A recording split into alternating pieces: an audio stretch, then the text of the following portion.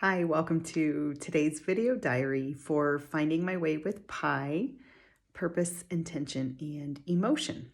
I am Pi. And today I am reflecting on this process I've been going through since I decided to leave my corporate leadership position. And if I think about the journey, it goes something like this, at least the journey so far. I don't know. I don't know what it looks like from here. We all know where our ultimate journey ends. We just don't know when. But along the way, who knows what it will look like. I'm learning that there are things that we can do to shape our journey and craft our lives in the image that we wish. And sometimes we get lost along the way. And sometimes we forget we can do that if we ever learned it at all. So for me, reflecting back on my journey, I spent 4 years, the last 4 years of my 20-year career, of which I had been incredibly proud of. The last 4 years of it, I spent in a state of extreme burnout, much to my shame at the time, because I felt like that showed that I couldn't hack it. I couldn't cut it. I couldn't be successful in this world where productivity and money in the corporate world are the gods that everyone worships. I became a husk of myself. And what started my transformation and my process and ultimately led me to the decision to leave my corporate leadership job was I started learning. First of all, I started meditating and I started getting quiet each day, which gave me the quiet and space I needed to listen to myself. And I also started learning about what human beings need for their own whole person well-being. And there was nothing in alignment in the work that I was doing. Also, I was so deeply ingrained in, I'm going to call it this productivity culture that is like push more, do more, be everything, sacrifice yourself, show up and show that you measure up on a scorecard. You have the title, you have the income, you have the accomplishments, your kids have the accomplishments, everything. You can't win there because even when you achieve or acquire or get there, there's always something more. What's next then? Well, what's next then? There's no being. There's only doing. And it is exhausting. And it left me as a burnt out husk of myself. I had to first become aware. It was like waking up from a dream, I'll be honest. Wait a minute.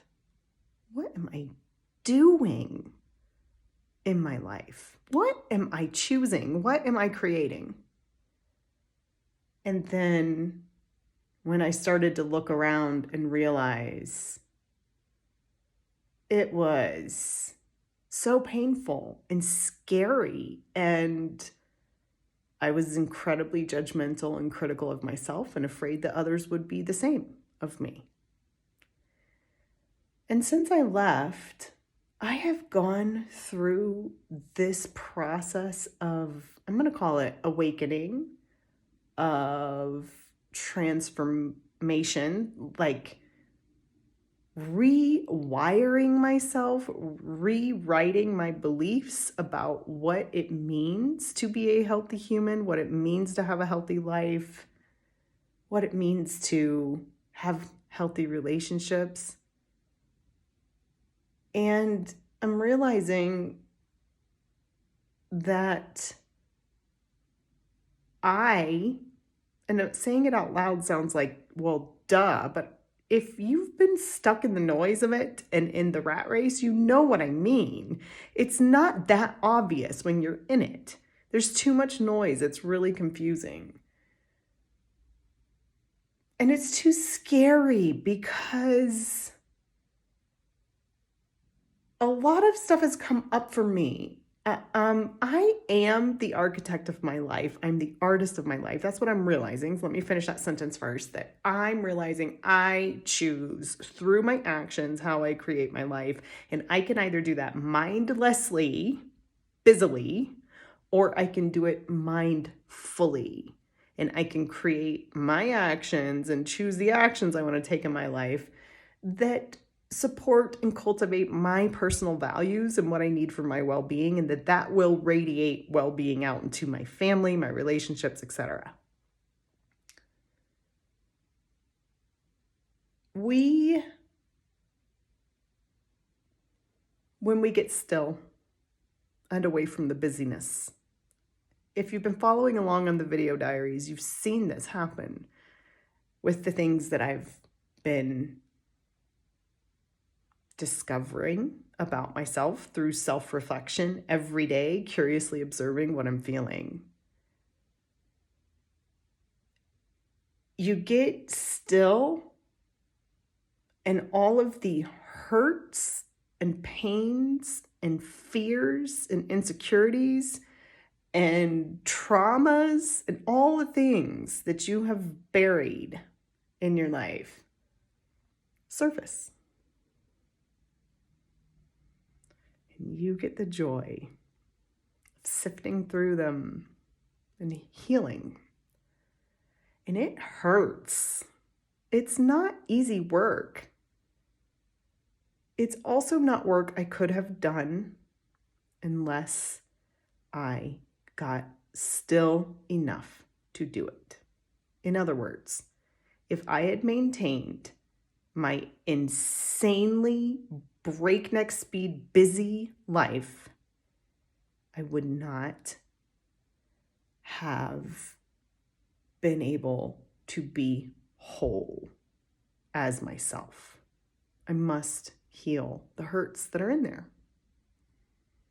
And being with those is not fun, but it's also temporary, I'm learning, and liberating and worth it because I feel whole. I feel unafraid now when it surfaces, when an emotion comes up or a pain or whatever. I do not run from it. Now I feel like, oh, what's this nugget of wisdom going to be? What do I get to discover here so that I can learn it, apply it in my life, and more fully experience my life, which is what I wanted. We aren't taught how to mindfully live our lives. We are taught systems that we're born into. And mindfully living your life is scary because often it does mean doing it differently than what the system, the socially acceptable or social norm system, puts in place. And sometimes people don't understand, and sometimes people embrace it. Or you, for having the courage to step out of it. Well, what I'm learning is it doesn't matter what anyone else thinks. It matters how I treat myself and that I am true to my personal values and the rest of my life will unfold beautifully for what's right for me, because it is unique for each person. So this process was like waking up from a dream or stepping outside of something where I don't know, brainwashed is a heavy word, but maybe something along those lines. I just needed to first wake up, like, oh my, wake up to my life and what I was choosing and what wasn't working. And unfortunately, what woke me up to that was kind of hitting a state of extreme burnout and health concerns that woke me up. Then being open to doing the deep work of self-reflection and self-discovery, understanding where my self-worth comes from, where my choice comes from, what my personal values are, what hurts and traumas I need to heal from, how those have impacted decisions in my life, etc. See myself, know myself, be myself, and now mindfully and consciously choose how I'm going to live.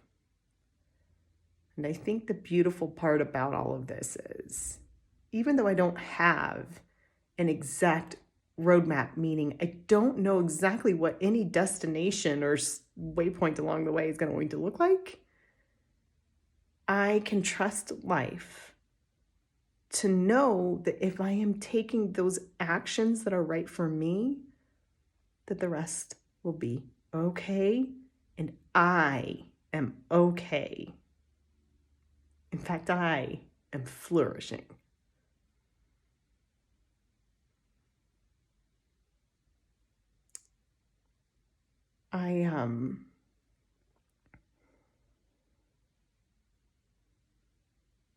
These video diaries, I'm curiously examining my emotions.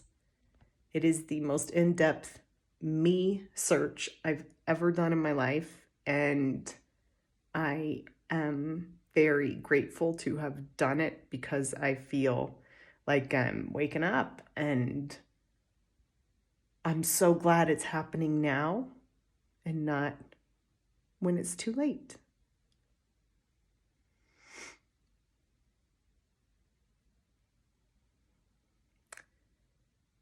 Thank you for being with me on this journey.